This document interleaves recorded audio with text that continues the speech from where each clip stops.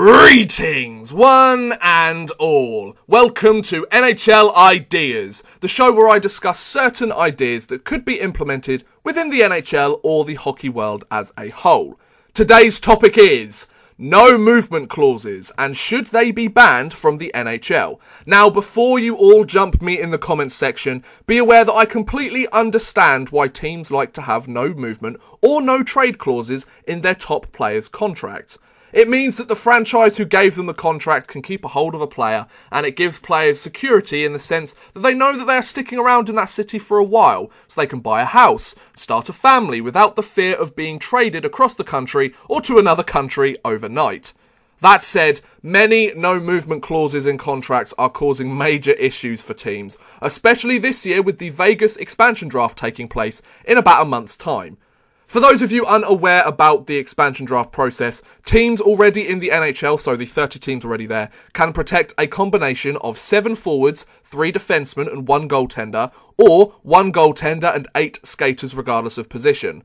However, players with no movement clauses or limited trade clauses must take up one of a team's slots as a protected player. The team doesn't get to choose that person to protect, they automatically have to because it's part of their contract. If this wasn't the case, then teams could protect the players they know will be key to their franchise, as opposed to high-earning veterans whose numbers have declined. For example, Marc-Andre Fleury would have less of a chance of being traded at the deadline by the Penguins, and the New York Rangers wouldn't have to protect their underperforming veterans and could keep their top producers.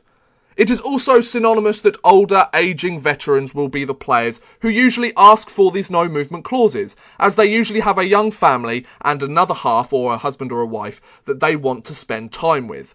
Whilst the contracts give players security and their family, we have heard countless stories over the last few trade deadlines of players waiving their no-movement clauses, or at least being asked to do so, so either the team can get lots in return, or the player that's waived the contract can go and play for a team that might win the Stanley Cup.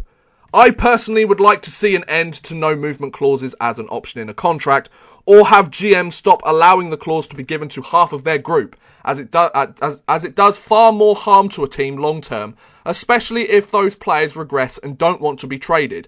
If you give a guy that you think is very promising a no-movement clause on a 6-year contract, he plays well the first year and then completely tanks the next 5 years, you're kind of screwed. So there you have it, folks. What do you think about no-movement clauses in player contracts? Should we keep them or should we show them the door? Let me know in the comments below. I would love to hear what you guys think. But thank you very much for watching. I hope you have enjoyed. Please feel free to like, subscribe, share, or watch some of my other videos. Thank you very much for watching, and goodbye.